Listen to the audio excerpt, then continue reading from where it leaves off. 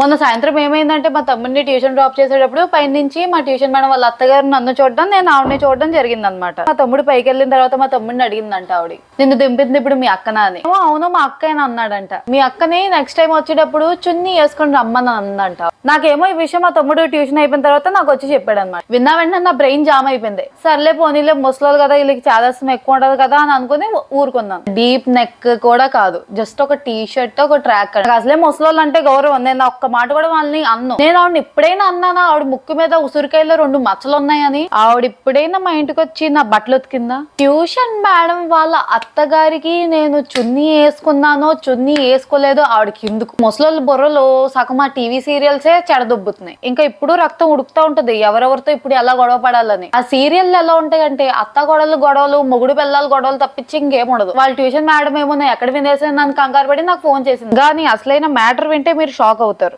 ఆవిడ యాక్చువల్లీ వాళ్ళ కోడలికి అంటే ఈ ట్యూషన్ మేడంకి వినిపించేలాగా ఇండైరెక్ట్ గా చెప్పిందంట. అంత వయసు వచ్చిన ఆవిడకి చిన్నోళ్ళు మనం చెప్పాలా, లేకపోతే అంత పెద్ద ఆవిడ చిన్నోళ్ళకి చెప్పేలా ఉండాలా ఏదైనా మంచి మాటలు? రోడ్ల మీద అబ్బాయిలే ఇలా ఉన్నారు అనుకుంటే ఈ పెద్దోళ్ళు కూడా ఇలానే ఉన్నారు. ఇంతేనా కష్టాలు ఎక్కువ చెప్తే మీరు ఏడుస్తారు. మళ్ళీ కలుద్దాం వేరే వీడియోలో.